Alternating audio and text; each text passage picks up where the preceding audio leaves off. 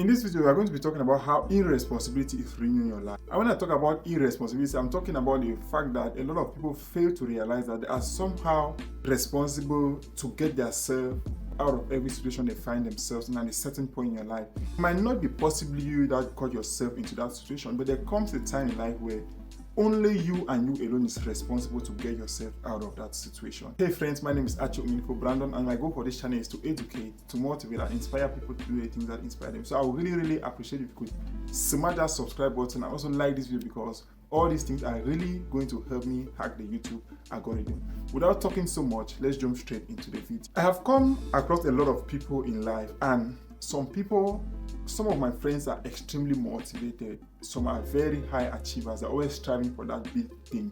But I've also had a few friends that would never take responsibility for their life. They always blame somebody for putting them in that situation. It's either they're whining about the fact that they grew up without their parents, their father or their mother, their family didn't give them the support they wanted to succeed in whatever they wanted to succeed in life. And I get it. Every single person out there needs support. But now, what do you do when the support you need is not coming? When do you do when there is actually no one out there that is coming to help you get out of that situation? That's when you have to take responsibility for yourself. We cannot keep blaming people for being the reason why we find ourselves in some places in life.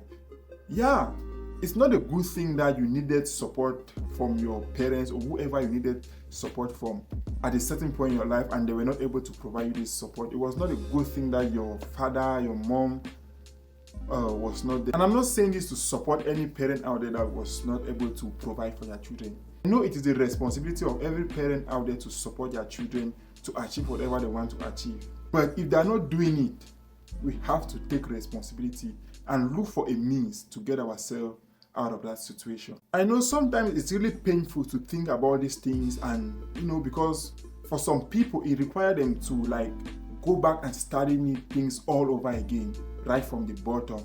But you need to understand that if that's what it takes to get you out of that situation, you just have to do it. It doesn't matter if you sacrifice everything you had to help someone achieve a goal with the hopes that this person is going to help you back once these people achieve their goal, and they achieve that goal and they are not even looking your way anymore. One thing that we need to understand is this: using everything you have to help someone achieve a goal is never an assurance that once these people achieve their goal, they are going to help you back in any way. And the same thing happens. You see some people that have been through a relationship and things never really went the way they wanted, and they say, I love this person with all my heart. I was ready to die for this person. The same thing also applies here. For the fact that you loved somebody with every might in you doesn't mean, it's never an assurance that these people are even going to love you back. So once you start to realize these things, you will find yourself in situations where you've made this mistake, you do not understand this thing, but you will not be blaming these people for doing this thing. You will realize, you made a mistake, and you will take responsibility and start doing the things you need to do to get yourself out of that situation, instead of sitting in that situation and keep blaming everyone for being the reason why you find yourself there. But for a second, you will never blame yourself. For a second, you will never think that, you will never ask yourself, what can I do to get out of this situation? For one, I have a vision of things I want to do in life. Things that if I start to tell people the things I want to achieve, the things I want to do, expecting them to support me, they are going to think I'm crazy. And they will, for a split second, these people will not even want to help me. But I cannot get mad at these people, because that's your vision. Nobody can see things the way you see them. It's only you that has that vision. And it should not be a very big deal to you if somebody cannot understand your vision, because it's not going on in two people's head, it's going on just in your head. Only you can see and understand that vision. And sometimes you might be thinking you are the person in the worst situation. You grew up without a dad, without somebody to support you. But there are people out there that even grew up without a mom and a dad. And even these people, there are still people that have a worse situation than them. There are people that do not have a mom, do not have a dad, and do not even have a family member to even take care of them. They were living out there in the street. Some were lucky to find people off the street that took them as family members. There are some people that do not even have that luck.